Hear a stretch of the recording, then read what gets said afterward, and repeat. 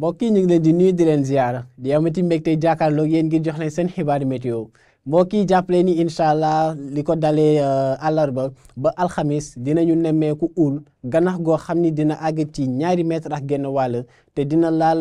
Grande Côte ak Dakar xaw a sori tuuti tefeesu Petite Côte beeg Casamance ndax dinañu dem ba tollu ci juróomi fukki kilomètres doogay mën a jànkonteel ak ul googu noonu nag jàppale ni incha allah comme ni ma ko waxee àllarba bu juróom-ñeenti waxtu jotee ci suba la nar a tàmbali ba incha allah alxamis le 10 avril bu 20 waxtu jotee ci guddi donc ca noonu nag jàppale ni incha allah ul googu noonu mën na jur ay gàllankoor pour suñu mbokk nappkat ñi nga xam ne war nañu dem géej wala képp koo xam ne yaa ngi fas yéene woon yëngu ci boori tefeesu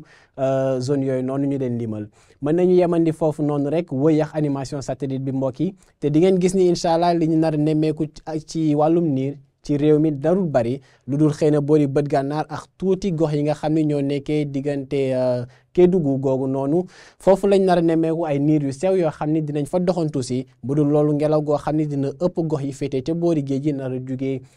daanaka ca biir géej ak tamit tàngoor goo xam ne incha allah ngelaw yi jugee fële ca penk réew mi dinañ ko indaale. prévision guddib tey ji nag di ngeen gis ni température yi boo leen xoolee ci guddi gi mën nañu xaaj dëkk bi ñaar ndax gox yi féete ca boori penk ak yi bët gànnaar lu ci mel ni Podor Linguère ba sax boori Tambacounda Kédougou ak lii des ci Matam ak Bakel température yi dinañu kawe incha allah ci guddi gi mën nañu nemmeeku tàngoor googu incha allah foofu ci li ko dalee guddi tey jàpp ëllëg ci fajar ay température yoo xam ne dinañu weesu 20 degré ak juróom-benn ba dinañu àgg sax ci 20 degré ak juróom-ñeent comme ni ngeen koy gisee ca Matam lii féetee nag boori soowu réew mi ak i tamit tuuti bët Saalum foofu température yi dinañu xaw a wàcc tuuti dina féex rawatina fële ca Ndakaaru dinañ fa nemmeeku ay température minimale yoo xam ne dinañu wàcc ba àgg ci 20 degré diggante Ndakaaru ak Mbuur ñu amaat ko sax incha allah fële ca boori Saint-Louis ëllëg nag incha allah ci digg bëccëg mbokk yi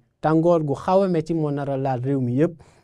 boo leen xoolee naataal gi di ngeen gis ne température yi dinañu weesu 40 degré ci lii ëpp maanaam 40 degré dinañ ko weesu ci digg réew mi température 40 degré ak ñaar dinañ ko am ba 40 degré ak ñett boo leen xoolee tamit lii di bët Saalum xaw a laal tuuti penk température yi foofee lañ nar a gën a kawe dinañu am ay température 40 degré ak ñeent ca boori Kolda ca boori Kaolack ngeen baal ma Kaffrine Linguère waaye fële ca Matam ak Bakel température yi gën a kawe incha allah fa lañ ko yaakaar am ëllëg ci digg bëccëg ñu nar a tolloog 40 degré ak juróom donc loolu day firndeel ab tàngoor gu xaw a metti goo xam ni gu tar goo xam ni moo nar a laal réew mi yëpp daanaka boori Ndakaaru rek dañ nar a nemmeeku ab péex comme ni ngeen ko doon faral di nemmeeku fan yi weesu ndax ngelaw yi nga xam ne dinañu jugee géej mën na xaw a indaale tuuti péex ci booru Ndakaaru googu noonu mooy waral température yi incha allah duñu weesu 20 degré ak juróom benn ëllëg ci digg bëccëg mbokk yi donc dañ leen di fàttali ni incha allah yëngu-yëngu dina am biir géej di ko dalee àllarba ba alxamis ak